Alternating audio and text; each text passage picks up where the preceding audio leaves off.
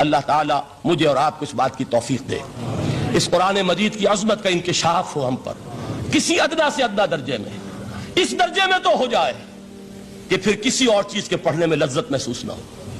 اگر یہ بھی نہیں ہے، اگر ڈائجسٹ پڑھنے میں زیادہ دلچسپی ہے اور شکاریات پڑھنے میں زیادہ دل لگتا ہے، اور اگر بھوت پریت کی کہانیاں، یہ بھی عجیب ہے انسان کا معاملہ، اچھے اچھے عقلاء اور اچھے اچھے بالغ لوگ وہ بھی اس قسم کی اوکلٹ چیزیں پڑھتے ہیں، تو معلوم ہوا کہ قرآن مجید سے شناسہ نہیں، قرآن سے تعارف نہیں ہوا، اس کے جمال و جلال سے کوئی حصہ نہیں ملا۔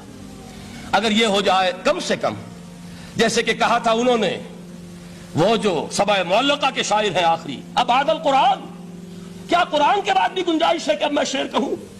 اگر یہ حیثیت ہماری ہو جائے کہ قرآن کے پڑھنے کے بعد اب کسی اور شے کے پڑھنے میں لطف محسوس نہ ہو، جو چیز پڑھیں قرآن کو سمجھنے کے لیے پڑھیں، قرآن کے سمجھنے کے لیے۔ ظاہر بات ہے، میں ایک مثال دیا کرتا ہوں کہ آپ سمندر کے کنارے کھڑے ہیں، آپ سے تو بہت قریب ہے سمندر، لیکن آپ پانی لینا چاہتے ہیں تو اتنا ہی لیں گے جتنی بالٹی آپ کے پاس ہے۔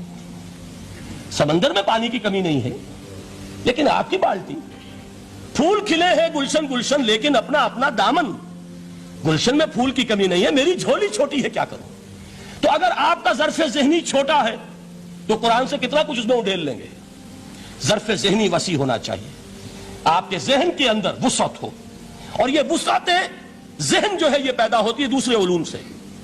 آپ سائنس جتنی پڑھیں گے آپ کا ذہن وسیع سے وسیع تر ہوگا، فلسفہ جتنا پڑھیں گے ذہن وسیع سے وسیع تر ہوگا، منطق پڑھیے ذہن وسیع سے وسیع ہوگا، تیز ہوگا، شارپ ہو جائے گا۔ یہ ساری چیزیں در حقیقت پڑھنی چاہیے، کس لیے؟ ظرف ذہنی کو وسیع کرنے کے لیے، تاکہ اس میں قرآن مجید کے علم و حکمت کا زیادہ سے زیادہ حصہ ہم حاصل کر سکیں۔ اگر یہ بات ہو جائے، اور پھر خیرکم من تعلم القرآن وعلمہ، یہ تو ہوا قرآن سے حاصل کرنا۔ اب اس حاصل کرنے کے بعد اب اس کے بانٹنے والے بن جاؤ۔ سب سے بڑی دولت یہ ہے، لہذا سب سے بڑا سخی وہ ہے جو اس دولت کو بانٹ رہا ہو، انسان کا سب سے بڑا خادم وہ ہے جو ہدایت کے خزانے لٹا رہا ہو۔ یہ ہے سب سے بڑی خدمت خلق، یہ ہے سب سے بڑی سخاوت۔ خیرکم من تعلم القرآن وعلمہ۔ حضرت ابوبکر رضی اللہ تعالیٰ عنہ سے بھی ایک حدیث مروی ہے، لیکن اس کا متن مجھے یاد نہیں تھا۔ مفہوم اس کا یہ ہے کہ جس شخص کو اللہ نے قرآن جیسی دولت دی ہو، اور پھر بھی کبھی اس کے دل میں یہ خیال آئے کہ اللہ نے اپنے کسی اور بندے کو کوئی زیادہ بڑی نعمت دی ہے، اس نے قرآن کی ناقدری کی۔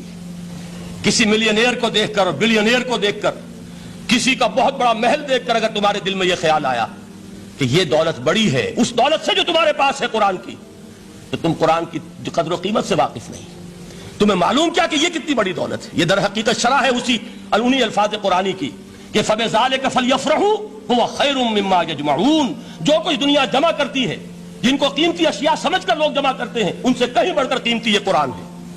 من قال به صدق، جس نے اس قرآن کی بنیاد پر کوئی بات کہی اس نے سچ کہا۔ ومن حکم به عدل، جس نے اس قرآن کی بنیاد پر کوئی فیصلہ کیا اس نے عدل کیا۔ ومن عمل به اجر، اور جس نے اس پر عمل کیا اس کا اجر محفوظ۔ اور آخری ٹکڑا ومن دعا الیہ ہدی الی صراط مستقیم، جو اس کی طرف بلائے گا، اس قرآن کی طرف، کسی اور کو ہدایت ہو نہ ہو اس کی ہدایت گارنٹیڈ ہے، ہدی الی صراط مستقیم۔ یہ ماضی مجہول وہ ہے جو کوئی شے ہو چکی، جو اس قرآن کی طرف لوگوں کو بلائے گا اسے تو ہدایت نصیب ہو گئی صراط مستقیم کی طرف۔